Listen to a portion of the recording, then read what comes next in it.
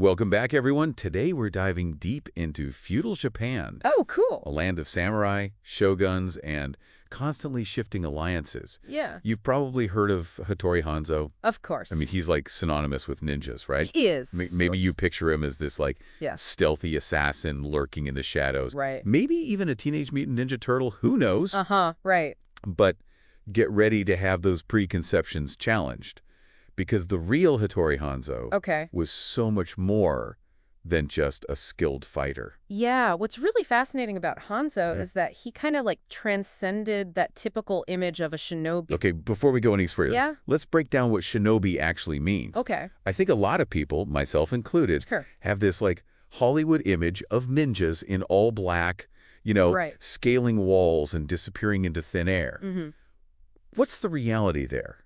Well, that's definitely part of the mystique, right? Yeah. The term shinobi. Mm-hmm. It actually encompasses a much wider range of skills and tactics. Okay. You got to think of them more as masters of unconventional warfare. So, like, what does that actually mean, though? So think infiltration, Okay. sabotage, intelligence gathering, psychological manipulation. Wow, that's a lot. Yeah. These were activities that required, like, Right. incredible adaptability, you know, Yes. cutting Mm-hmm. and a deep understanding of human psychology. Absolutely. So Hanzo was definitely a skilled warrior. We know that. Oh, yeah. But you're saying his real genius was more in strategy and intelligence gathering? Precisely. Okay. He understood that information was power, Yeah, makes sense. especially in the, like, turbulent world of feudal Japan. Oh, for sure. Like, imagine you're a warlord Very good. trying to, consolidate your power. Yeah. You're making plans, forging alliances. Yeah. But Hanzo's spies are already one step ahead. Oh, wow. They're disguised as merchants, Oh, that's smart. monks, even artisans, Oh, wow. They could be anywhere. blending seamlessly into society, Yeah. gathering intel, disrupting your strategies That's incredible. before you can even make a move. So he's like always thinking ahead. Yes, that's the kind of advantage that Hanzo created through his network. It's like something straight out of a spy movie. Haha, it really is. So we've got the like master spy part down, Hmm. but then there's this whole demon Hanzo thing. Oh, right. Right? Like, was he really as terrifying as the legends make him out to be? Ah, yes. Like, what's the story there? The legend of Oni Hanzo. Well, You see, kind the Oni in Japanese folklore, Mhm. it isn't just a monster. It represents like this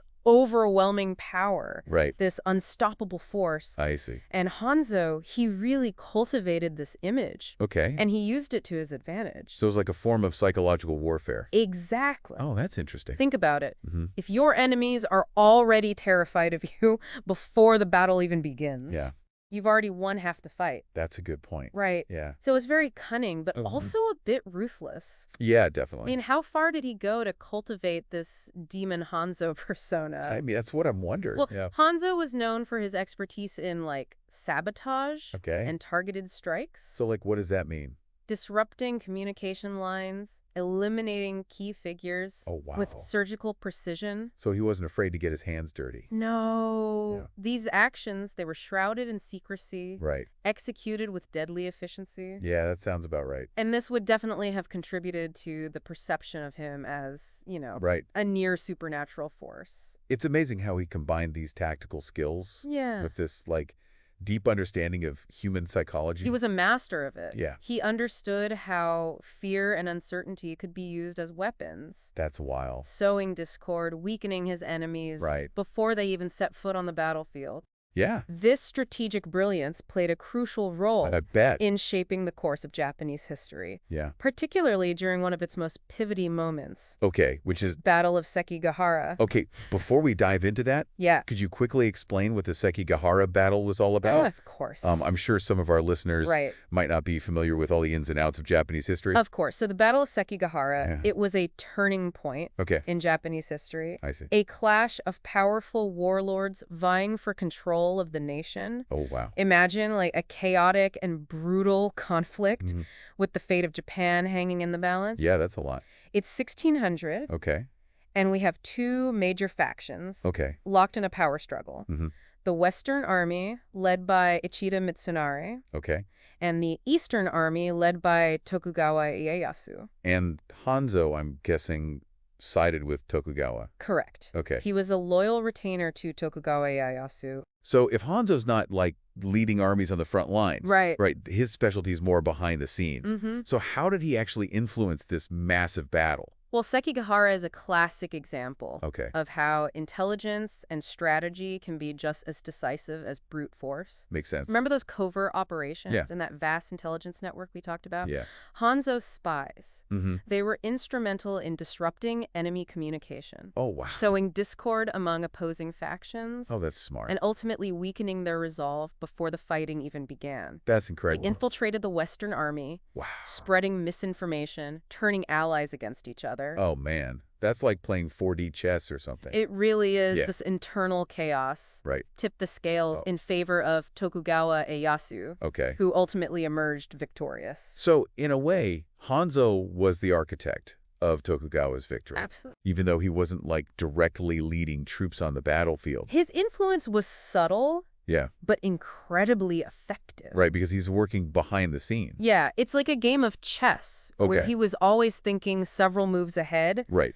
anticipating his opponent's actions, Mhm. manipulating the entire board to his advantage. So Tokugawa wins this massive battle Yeah, thanks in no small part to Hanzo's behind-the-scenes maneuvering. right. What happens next? Does Hanzo finally get to, like, retire and enjoy his victory? Not quite. Oh. With Tokugawa now in power, Mm-hmm. a new challenge emerged: Okay. how to maintain control Right. of this newly unified Japan. Makes sense. And who better to ensure that stability than the master strategist himself, Of course. Hattori Hanzo. So he goes from winning battles to keeping the peace. Exactly. Wow. Tokugawa realized that maintaining power Mm-hmm. required more than just military might. Yeah, for sure. He needed a system to identify and neutralize threats before they could destabilize his rule. Right. And that's where the Omitsu comes in. The Omitsu. Okay, you've got my attention. Uh-huh. Tell me more. All right. Okay, so imagine this. Mm-hmm. A nationwide network of spies Okay. operating in complete secrecy. Wow. Their eyes and ears are everywhere. That's creepy. Always watching, always listening. Oh, man. This was the Omitsu, Okay. the Tokugawa Shogunate's secret police force. So like a real, like, intelligence agency. Yeah, they were tasked with ensuring internal stability I see. and rooting out any potential threats Right. to Tokugawa's rule. So Hanzo went from battlefield strategist Yeah, to architect of a nationwide spy network. that's right. That's quite a career change. It really is. I mean, how did that even happen? Well, it speaks volumes about his adaptability Yeah. and his, like, understanding of the Mhm. shifting political landscape. Right, because things have calmed down now. Exactly. He realized that the skills he honed in warfare, Okay, like intelligence gathering, deception, psychological manipulation, right. they were equally valuable Interesting. in maintaining peace and consolidating power. So it's like the same skill set, but just applied in a different way? Exactly. Oh, wow. The Omitsu became his lasting legacy, Okay. a testament to his strategic vision. What was it like living under the watchful eye of the Omitsu? It's an interesting question. Yeah, did people even know they existed? Or was it like a complete secret? That's the genius of it. Okay. The fear of the unknown Right. was a powerful deterrent in itself. Yeah, Imagine you're a peasant farmer, right? okay. Going about your daily life, you might not even know the Omitsu exists. Right. But you know Yeah. that someone is always watching. Oh, that's creepy. You know, that dissent or rebellion will be swiftly and ruthlessly dealt with. So it's like a constant state of paranoia? In a sense, yes. Yeah. Like a chilling reminder that Big Brother is always watching the Omitsu's presence. It may have brought peace and stability, Right. but it came at a cost Yeah, to individual freedom and privacy. that's a good point. It's a complex legacy Yeah, I bet. that continues to be debated by historians even today. It makes you think about, like, the trade-offs between security and freedom, Yeah. which is something we still grapple with in the modern world. Yeah, absolutely. But before we get too philosophical, Sure. I'm curious about what happened to Hanzo himself. Okay. After all these accomplishments, Mm-hmm. what were his final years like? Well, there's a certain mystery Okay. surrounding Hanzo's later years. Oh, Some historical records suggest yeah, that he withdrew from public life, okay. perhaps even becoming a Buddhist monk. A warrior monk. It's an intriguing image, right? Yeah, that's pretty cool. After a life of increed and strategy, Yeah, maybe he thought solace in spirituality. it's certainly possible. Yeah. We do know that he died of natural causes. We do. Okay. At the age of 55. Okay.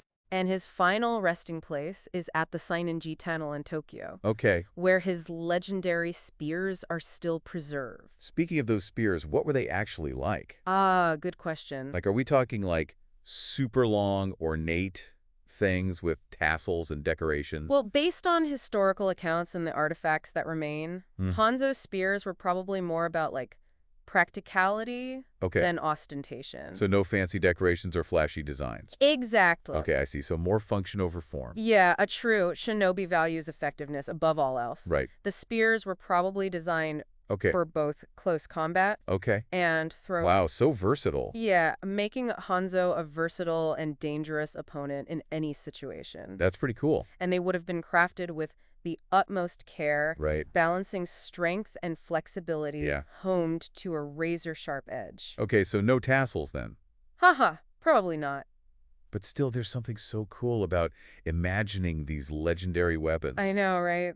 Wielded by a figure like Hanzo. It's like these objects, they become imbued with the stories and legends surrounding their owner, Right. connecting us to the past in a tangible way. It's like holding a piece of history in your hands. Yeah, exactly. So if someone wanted to learn more about Hanzo, where would they even begin? Well, you could start by researching the Tokugawa Shogunate. Okay. That would provide a broader historical context for Hanzo's life and actions. Makes sense, since Hanzo's story is so intertwined It is. with the rise of the Tokugawa clan. Right.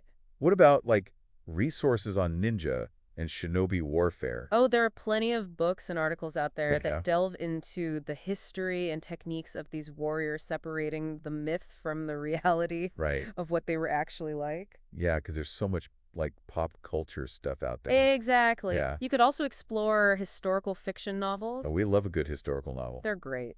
They bring this period of Japanese history to life. Okay. Some authors do a fantastic job Right. of capturing the atmosphere and the complexities of that era. Yeah, you can really get lost in those stories and even, like, experience the past Yeah. in a more immersive way. Right. It's a different way to learn. Maybe even be inspired to visit Japan someday. Oh, that'd be cool. Yeah. Yeah. And see Hanzo's final resting place for yourself. That would be incredible. Yeah. To stand there Yeah. and think about all the history Right. that unfolded around him. Okay, so before we wrap up, I have to ask, is there anything else about Hanzo that Okay. surprised you as you were researching for this deep dive? You know what struck me most was his incredible adaptability. Oh, interesting. Yeah. He went from a skilled warrior to an intelligence gatherer to the architect of a nationwide spy network. That's a lot. He was constantly evolving, Yeah. always seeking new ways to leverage his skills and knowledge. It's like he was a chameleon, Yeah. constantly shifting to meet the demands of the time. Exactly. And that adaptability, Right. that's a valuable lesson for all of us. It is. No matter what our field or interests may be. Because it's so easy to get stuck in our routines and ways of thinking. It is. But Hanzo's story reminds us Right. that embracing change and being open to new possibilities can be incredibly powerful. Precisely. It's about being able to assess the situation, identify the skills needed, Right. and then rise to the occasion. And maybe a little bit of that Demon Hanzo mystique doesn't hurt either. Haha, perhaps not. Yeah. A little bit of confidence and self-belief can go a long way in achieving our goals. So what does all of this mean? Okay. What can we, the modern-day listeners, Right. take away from the story of Hattori Hanzo? I think it reminds us that history is full of surprises. Oh, for sure. Figures who might seem like one-dimensional characters in textbooks Right. were actually complex individuals who shaped the course of events. Yeah. And their stories can still teach us valuable lessons Yeah, I agree. about leadership, Right. strategy, and the power of human ingenuity. Absolutely. And maybe, just maybe, it inspires us to look a little closer at the world around us, Yeah. to question assumptions, Right. and to see the potential for greatness in unexpected places. Exactly. So, as we wrap up this deep dive into the world of Hattori Hanzo, Okay. I want to leave you with this. Mm-hmm. What if a figure like Hanzo emerged in our modern world? What form would their influence take? Would they be a tech genius, Ooh. a political strategist, Interesting. or something entirely different? And what kind of legend would they leave behind? That's something for you to ponder. It is. Keep exploring. Keep asking questions. And who knows? Maybe you'll uncover your own hidden figures waiting to be rediscovered. It's out there. Yeah, it really is a fascinating question. It's like, what would a modern-day samurai even look like? Well, maybe not a samurai in the traditional sense, Right. but someone who embodies those, like, timeless qualities Okay. of strategy and adaptability and mastery of information. Okay, I'm with you. Break it down for me. Think about the challenges we face today, like Yeah. cybersecurity, misinformation, global conflicts Right. playing out in the digital realm. Yeah. It's a different kind of battlefield, that's for sure. It is, but those core principles of strategy and influence, Yeah. they still apply. Right, because information is still power. Exactly. Perhaps even more so Right. in our hyper-connected world. So instead of swords and spears, Yeah. their weapons might be data and algorithms and the ability to like shape online narratives. Precisely. Imagine a figure who understands the flow of information. Okay. The psychology of online communities. Right. The levers of influence in the digital age. So they might be completely invisible. They could be operating behind the scenes. Right. But their impact could be felt on a global scale. Exactly. Wow. So they could be like Yeah. shaping public opinion, swaying elections, even manipulating financial markets Potentially. with a few keystrokes. It's possible. That's both exciting and terrifying at the same time. It is. It really is. Yeah. It's a reminder that those skills and strategies we've been talking about, they're not confined to the past. They're more relevant than ever. Absolutely. It makes you wonder, It does. are there already figures like this out there? Who knows? Yeah. Operating in the shadows. Right. Shaping our world. Yeah. In ways we don't even realize. Okay, now you're just messing with me. I'm going to need a whole other deep dive just to process that thought. Well, that's the beauty of it, isn't it? I guess so. There's always more to explore. Right. More to learn. More to uncover. And that's what makes these deep dives so rewarding. I agree. Yeah. They challenge our assumptions, expand our perspectives, Right. and leave us with more questions than answers. Sometimes those questions are the most valuable takeaways of all. I think so, too. Well, we've gone from feudal Japan to the digital age, exploring the life and legacy of Hattori Hanzo, and the enduring relevance of his skills in today's world. It's been a fascinating journey. And for our listeners, I hope this deep dive has inspired you Yeah. to look beyond the surface, to question what you think you know, Right. and to embrace the complexity of history Absolutely. and the lessons it holds for us today. And remember, there are countless stories waiting to be uncovered, just beneath the surface. So keep exploring. Keep asking questions. And who knows what hidden figures you might discover. Until next time, happy diving.